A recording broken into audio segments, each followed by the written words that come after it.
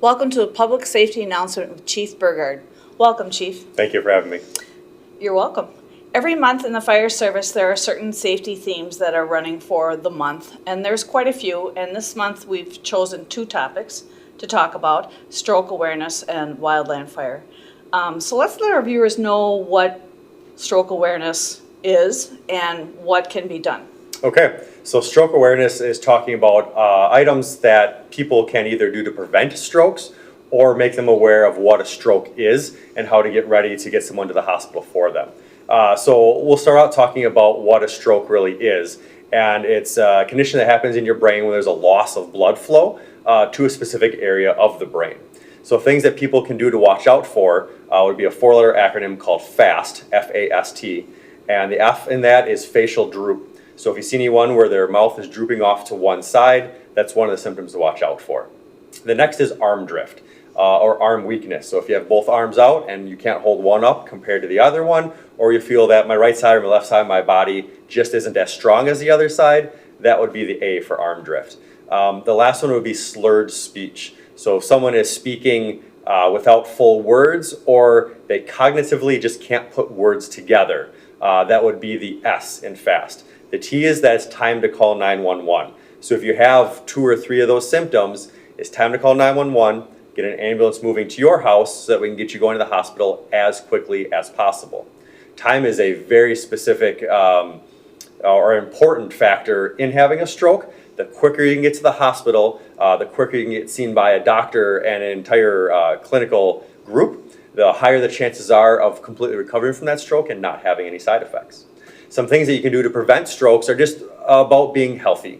So it's getting a good amount of restful sleep every night, having a good diet, getting exercise every single day, and then just having good amounts of water intake every day, and having times to check out and just relax. That can prevent the vast majority of stroke or push it off as long as possible.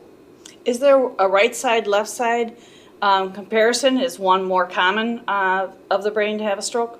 Not that I'm aware of. They are kind of flip-flopped. Okay. So if it is the left side of your brain that's evolved, it's the right side of your body, and then vice versa. But not as far as I'm aware which one's more common. And we can't push water intake enough, especially in our aging population. Drink the water, drink it every day, every hour, whatever. Just make sure you get that intake, because that seems to be a level that, as the aging process is happening, they're forgetting. Yes, absolutely, and not just on the hot days. On any day we can all get dehydrated. There's a study that was put out by the U.S. Army on how dehydrated soldiers are, and they found out that with further studies into all the rest of the citizens, that everyone, it was the high 90 percentile of people walk around being dehydrated. Very easy fix, just drink water every single day before you feel thirsty, because if you're thirsty, it's too late and you already are dehydrated. Okay. Moving on to our next topic is wildland fire awareness season. However you want to word that, I would say awareness. And here in Wisconsin, this is a big thing. Yes, absolutely. So for anyone that is from the Midwest, we all have the snow that melts off in the beginning of the year, somewhere between February and May, depending on the year. This year is pretty much April is when our snow melted off.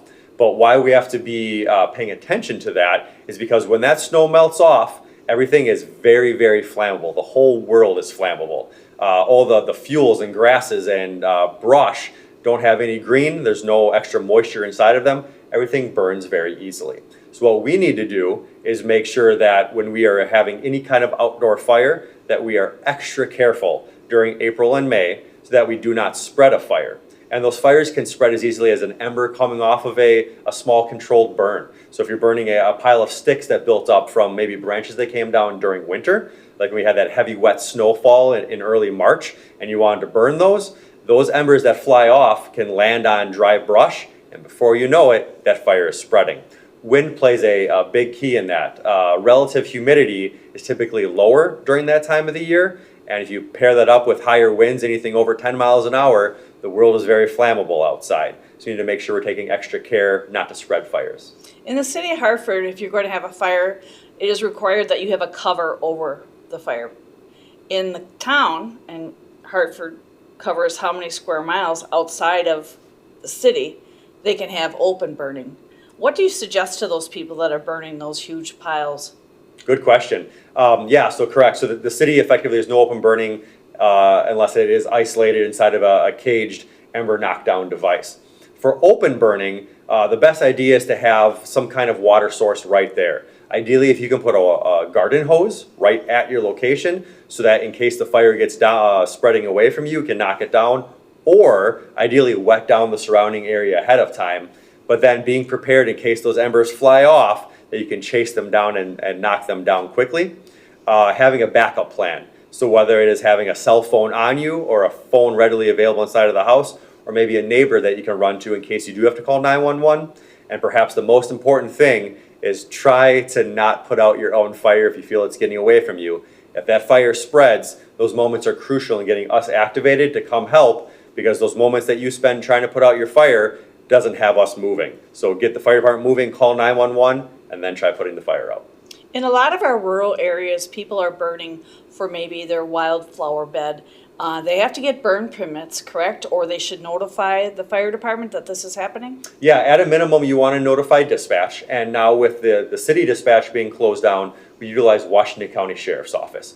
So that number is 262-335-4378. And when you call that, you want to let them know that you're having a controlled burn.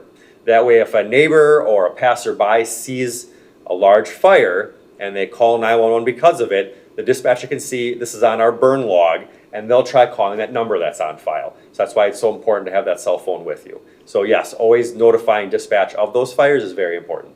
All right. Well, I thank you for coming in for this month's announcements. Thank you for having me. You're welcome. And to our viewers, as always, thank you for watching.